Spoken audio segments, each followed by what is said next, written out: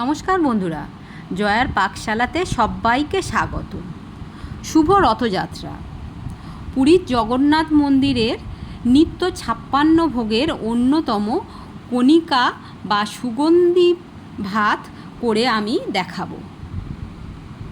এই সুগন্ধি ভাত করার জন্য 300 গ্রাম বাসমতি চাল নিয়ে নিলাম। এর মধ্যে জল দিয়ে দিয়েছি। ভালো করে চালটা একটু হাত দিয়ে পরিষ্কার করে 2-3 বার জল পাল্টে নিয়ে নিলাম। এটা আধ ঘন্টার জন্য আমি ঢাকা দিয়ে রেখে দিলাম। জগন্নাথ মন্দিরে এটা কৃষ্ণভোগ চালে তৈরি করা হয়। আপনারা এটা গোবিন্দভোগ চালেও করতে পারেন। আমি একটা ফ্রাইং প্যান বসিয়ে নিয়েছি, তার মধ্যে 2 চামচ ঘি দিয়ে দিলাম, 1 মুঠো কাজু দিয়ে দিলাম। কাজুটা একটু ভেজে নেব।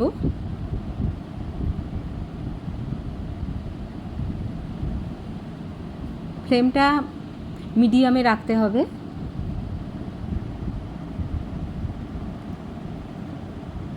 কাজুর একটু রং ধরতে শুরু করেছে। 1 মুঠো কিশমিশ দিয়ে দিলাম। দুটো খুব ভালো করে ভেজে নেব।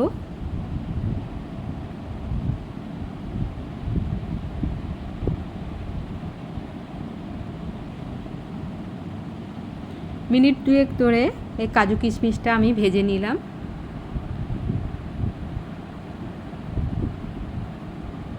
এটা ভাজা হয়ে গেছে, আমি তুলে নিচ্ছি।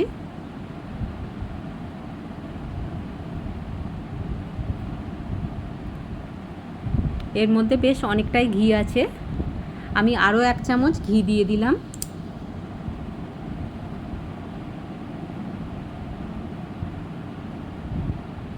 কিছু গোটা গরম মশলা দেব এর মধ্যে, যেমন বড় এলাচ, ছোট এলাচ, দারচিনি, লবঙ্গ আর কিছু গোলমরিচ। ফোড়নে খুব সুন্দর একটা গন্ধ বেরিয়েছে। এর মধ্যে 1 মুঠো ছোলার ডাল আমি 3 ঘন্টা ভিজিয়ে রেখেছিলাম, সেটা দিয়ে দিলাম। দিয়ে সব ভালো করে ভেজে নিতে হবে।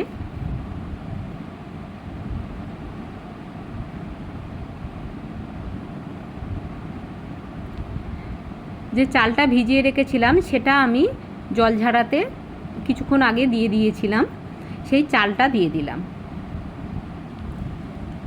সব কিছু ভালো করে ভেজে নিতে হবে।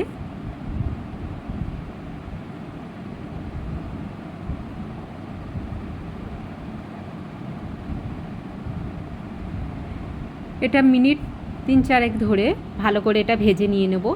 যত সুন্দরভাবে এটা ভাজা হবে পোলাওটা তত সুন্দর ঝরঝরে হবে।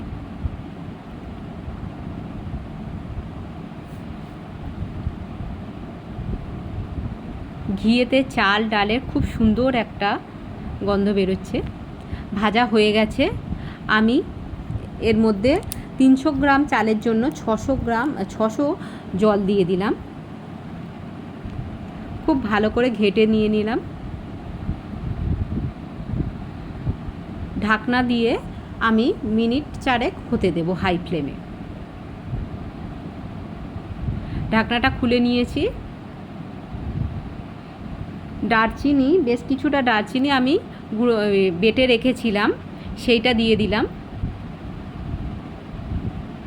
প্রথমে একটু দিয়েছিলাম, পরে আবারও খানিকটা দিলাম। এটা ঢাকা দিয়ে দিলাম আবারও। ঢাকা দিয়ে আবারও মিনিট 4 হতে দেব।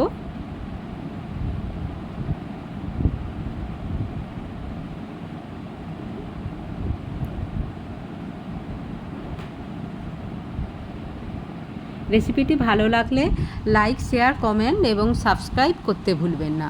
পাশে থাকা বেল আইকনটি প্রেস করে দেবেন। আমার নেক্সট ভিডিওর নোটিফিকেশান সবার আগে আপনার কাছে পৌঁছে যাবে। ঢাকনাটা খুলে নিলাম।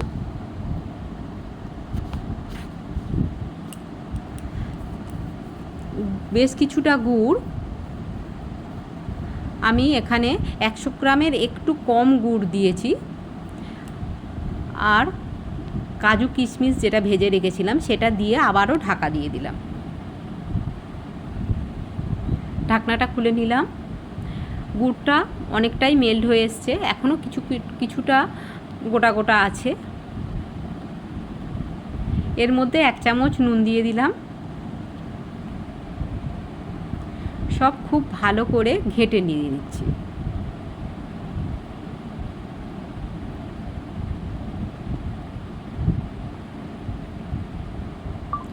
সব খুব ভালো করে ঘেঁটে নিয়ে নিলাম। আবারও ঢাকা দিয়ে দিলাম।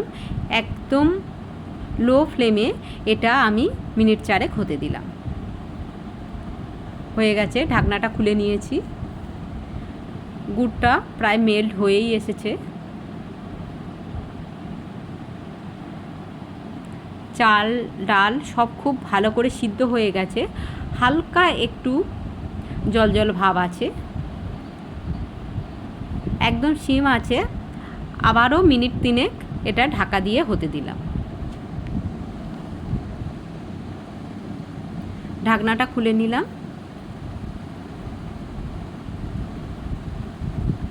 আর একদমই জলভাব নেই এর মধ্যে। গুড়টা খুব ভালো করে মেল্ট হয়ে গেছে।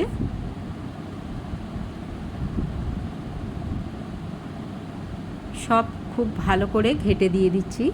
আলতো হাতে এটা ঘেঁটে দিতে হবে যাতে চালগুলো ভেঙে না যায়।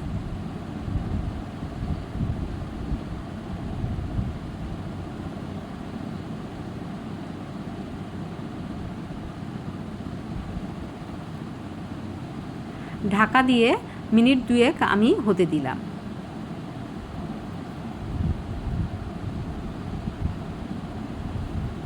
দেখুন একদম ঝরঝরে হয়ে গেছে। এবারে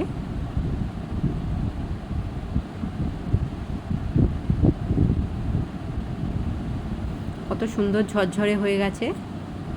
এর উপর থেকে আমি 1 চামচ ঘি দিয়ে দিলাম, আর হাফ চামচেরও কম গরম মশলা দিলাম। দিয়ে হালকা করে একটু ঘেঁটে দিয়ে দিলাম। ফ্লেমটা আমি অফ করেই দিয়েছি। ঘি আর গরম মশলা সুন্দর গন্ধটা এর মধ্যে যাওয়ার জন্য আরও 2 মিনিট আমি একটু ঢাকা দিয়ে দিলাম।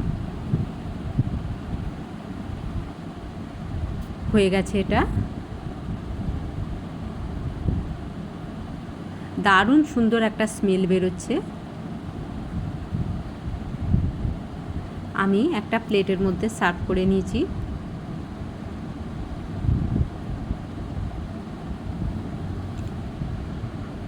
আপনারা বানান আর কেমন লাগলো অবশ্যই জানান।